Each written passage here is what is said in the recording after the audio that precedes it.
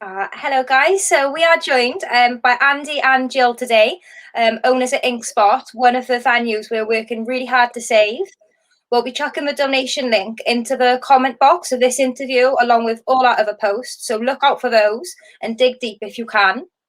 We're going to have a little chat now to find out a little bit more about the Inkspot venue itself, where the money's going to go, we're raising funds for, and generally what we've got going on down there, because it's such a hub of activity. I'll just let you guys talk for a little bit. If you want to just introduce yourselves and tell us a little bit about Inkspot and how long you've been there for. Hi, I'm Jill.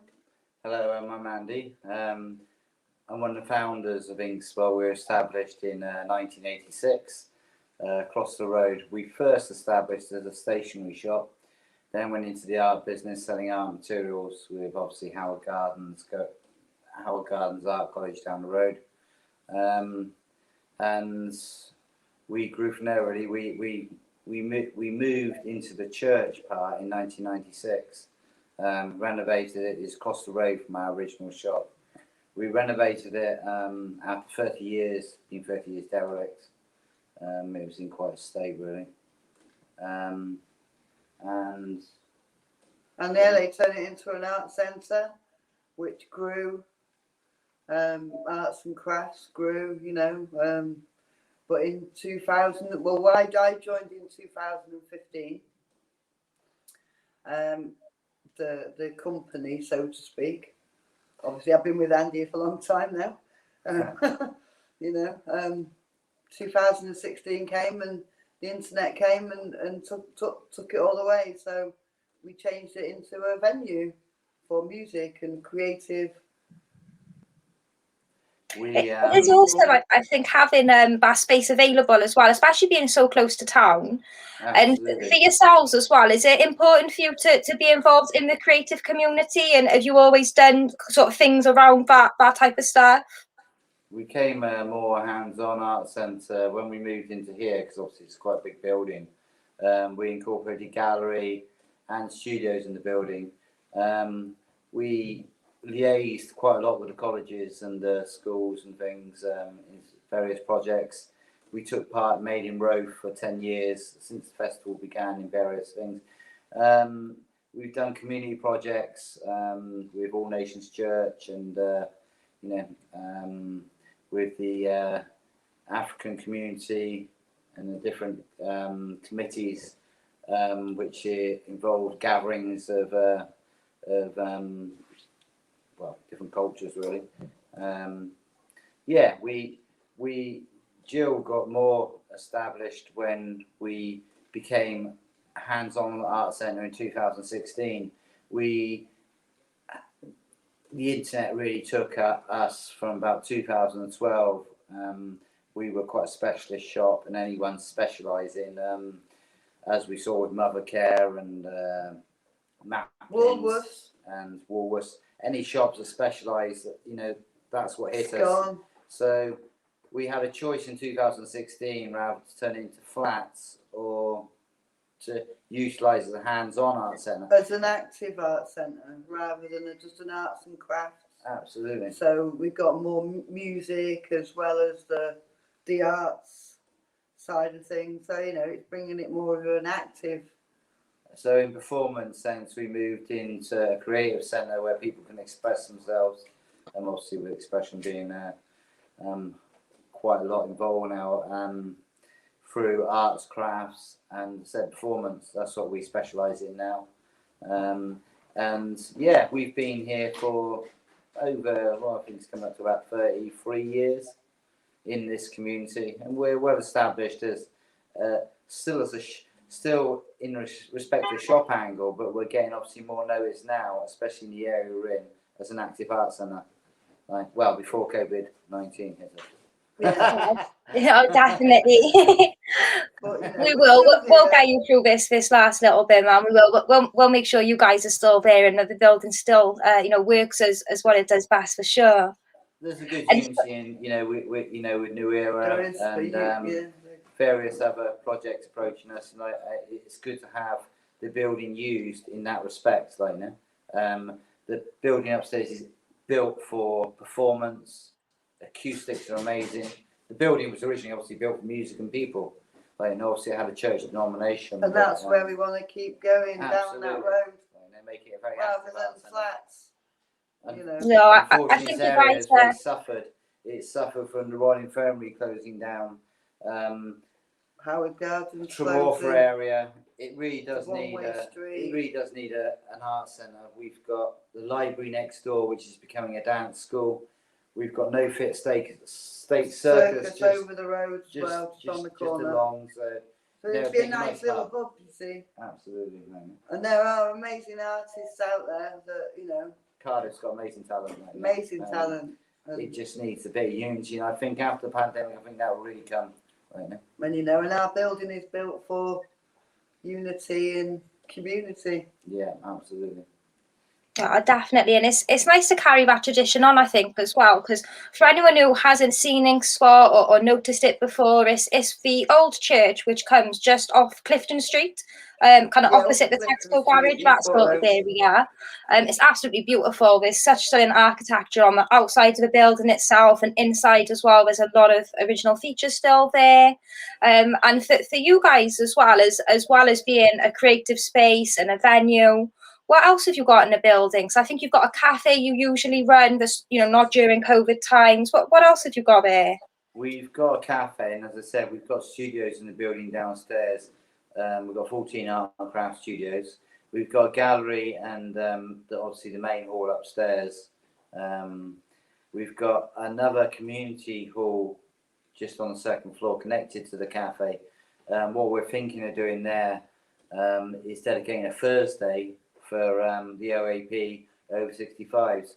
What we found is that a lot of the centres accommodated somewhere for people to go, especially in the elderly sort of direction, has been wiped out by COVID. So hopefully we serve the community in that direction as well. Like I said, we can open to classes, and we're trying to create a nice comfortable atmosphere as well, quite a homely atmosphere. The place has retained an amazing piece to it, like I don't think it's lost that sort of feeling, like so yeah, that's the sort of basis of it. And Jill and myself, since 2016, with others involved, you know, the path is built with many people, like they've come and gone. Some have stayed, some we're very good friends with, but they've all taken part into getting to the stage we are now. So where we are now, yeah. And Jill's, you know, we both put a lot of work into this, like everything you see, you find the building. I had someone quote on the other day Messenger that they're always finding something new to look at, and that's all we want to retain interest, like Yeah, when you come in and you always see something new. But the atmosphere here is just like, really nice. And it's all upcycled. Yeah. We have transformed all the shop stuff, the things that are donated, it's all upcycled. Yeah, nice. Stands and that. It's lovely how hard you've worked as well to kind of build it back up from the ground, really, and keep it, as Jill said, unity focused and include a lot of the community and any ages as well, which I think is really beautiful. It's nice to have that one central place where everyone can come, even if it's just for a meet and a chat. You know, you don't have to be creative if you don't want to. It is there for everyone. I think you feel that a lot when you come in. It's a space I see that when we bought the place, we purchased it, say, from a derelict building. It always retained a nice peaceful atmosphere as you came in. It always had a nice restful, and we look at it now that is so creative. It just takes you away from the world as you walk in, and gives you that time and space to sit down and think. You know, I said we're a creative centre to ground that energy, and that's in performance, music, and art, right now. And we'd love this place, obviously, to keep going. COVID has hit us hard, but as I said, we've got a community of people around us with New Era and, you know, other community projects coming along, Instincts Light Show. We've got a lot of support out there, and we're very grateful. It's great to see you guys come together with the other organisations as well. It is really nice to have that energy in Cardiff too, and to know there's always that place to go to. With it being an old church, I'm just wondering if you guys got like any spooky stories about the building or anything like that, because you've been there for so long now. I'm just interested to know if you've had any like peculiar spooky incidents stories, or yeah. anything like that happen. Yeah, it's definitely spooky stories. We have got ghost hunters coming here. We've already had one session here. It has got activity, most certainly, and the activity seems to be in the original parts of the building, obviously. Which is down here in this on this floor. Yeah.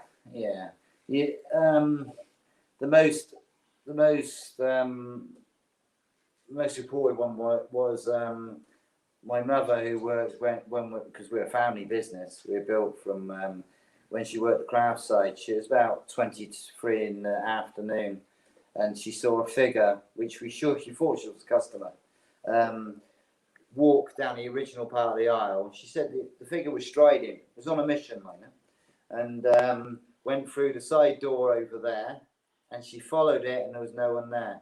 But what was quite strange about it is because I came down 5 minutes after it happened. She said it went all quite slightly quieter, and when you tread in there, you could hear the floorboards. If you do a definite walk, you could hear. So there was no walking on the floorboards. So it's certainly something. And the staff reported through the years stuff coming off the shelves, seeing things out of the corner of their eye.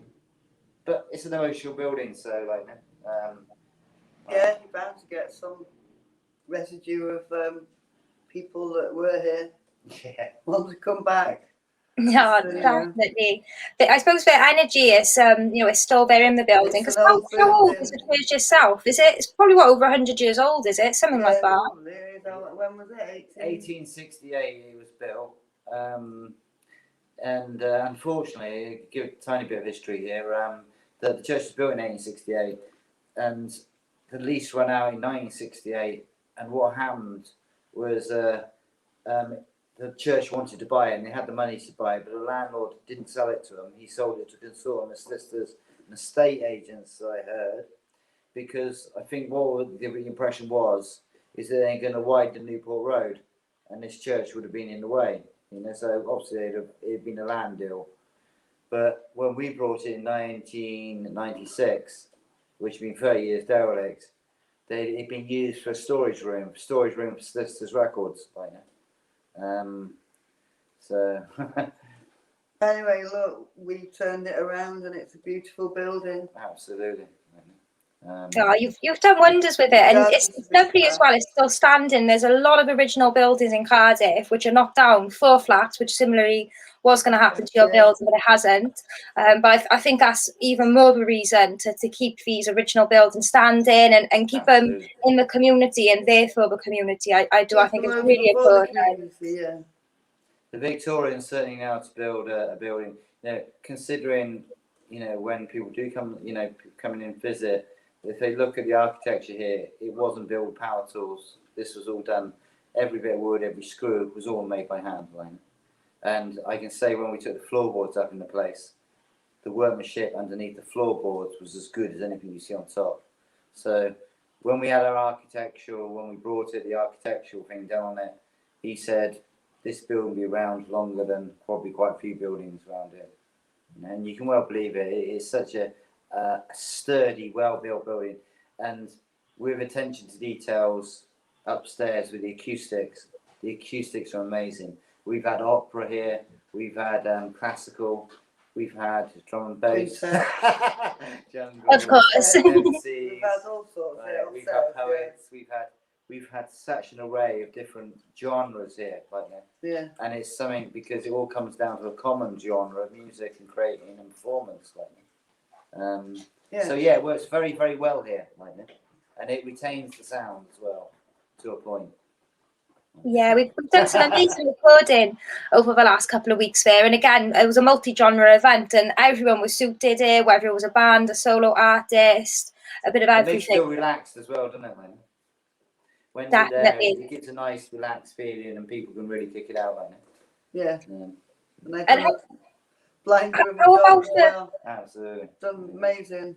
Amazing. It's a legacy. Amazing artists out there. A legacy for Cardiff to show a time a time after the pandemic where people were so enthusiastic to get up and do that, like, and we're so eternally grateful that is happening, rather than, it's good to have that spirit and that heart, like, certainly brings tears to the eyes. Absolutely. Oh, it's a working cause, guys. No, it's been lovely meeting you guys as well. Like, you're so humble, and I didn't realise how long you'd been running it for. Like, over 30 years. That's phenomenal. So much effort and love, and probably blood, sweat, and tears has gone into the building, and we'll do everything we can to save it and keep it going. I'm sure the community will. A lot of creative people have helped along the way, and they're helping into the future, and that includes yourself. Laura, the work that you put in, and you've gone endless names like Alistair. They've gone beyond. Victoria, Gemma, and everyone. All the artists have been phenomenal. That support, I said, it brings tears to the eye. It does, it makes solid futures and good foundations. It's been brilliant. So, and it's wonderful to give a building and to invite people into the building with that sort of integrity. So. Yeah, it's fantastic, and I just want to thank you for making us feel so welcome and showing us around your space as well. It's been absolutely amazing taking in the history and just generally meeting you guys. We're running out of time, so we'll be going off soon. But how can people get involved with Inkspot if they want to in the future? Do you guys sort of have art shows there, or what can people do to come down and have a look? We will be opening back up. It's been a slow process because we got to. One of the reasons for the fundraisers, we've got to equip the building so people feel comfortable in the building, in respect of how we've put our guidelines in. We followed it to the letter, but there's certain things in the building we can make people feel more welcome, and so this is what we aim to do. So we will be reopening the cafe. We are taking events in now. We've got Sterling Moss event coming up. We've got Instincts playing, so hopefully but we want to do it slowly, so we can see how it works. Recording, live stream, and rehearsal, we're well up for. We can equip for that most certainly, and any other production, getting people together in small classes. As I said, with New Era involved, and have an office in the building, it gives them scope to open up and do exactly what they want to do. Youth education, and bringing people together. Exactly what we have in mind. Makes that art centre active. Oh, it is. It's beautiful, all the work you guys have put in, and I'm really happy we can work together with you as well and use the building as a base. As I said earlier, we're going to drop the donation link in the comments, so please donate. Dig as deep as you can. There's going to be a huge multi-genre show streamed across Facebook, YouTube, and I think Twitch. And that will have a donation link on it as well, so you'll have loads of amazing musicians to enjoy. Chuck some money to Andy and Jill's way if you can. And is there anything else you want to say before you go, guys? I said always there, is that the thanks for yourself getting involved and everyone else getting involved and coming together. It's a diamond thing. We've taken Basali as the venue, and we've got a fancy dress shop in house now. There was a lady who's been in business for a long time opposite. Obviously, the style of business she's in with fancy dress and costume. The pandemic wiped her out, and we've given her a space in here. So it all goes into performance and makes it a fun place right now. We're accommodating local business, local people, and it's a pleasure. Yeah, unity and community. Yeah, you did. You took the words right out of my mouth, Jill. Anyone else who wants to get involved as well, there's plenty of community groups going on in Cardiff at the moment. New Era have just launched as well, a really exciting community interest company run by Gemma. She's doing a wicked job. So just always keep your eyes out for anything you can do in a community, guys. It's so important for us all to come together, especially when we're under the pressure we are at the moment. But it's been wicked catching up with the Inkspot gang. I can't wait to go down there again soon. If people want that, sorry. Or you carry on. No, you're fine. I was just gonna remind everyone of the show was on the 3rd and 4th of July. So catch our stream if you can. It's going to be epic. Yeah, it certainly will be. If anyone needs to know what's going on, contact us obviously for our Facebook page. Inkspot venues. The information's there. You can email us, and Instagram, a New Era as well. Inkspot What's going on with New Era? It's all way forward. So keep an eye out. Things are going to happen. Certainly happen after this, like. Excellent. And we'll catch up with you guys soon. Thanks for Thanks watching. very much, Laura. It's a pleasure. Bye. All the very Thanks. best. Take care.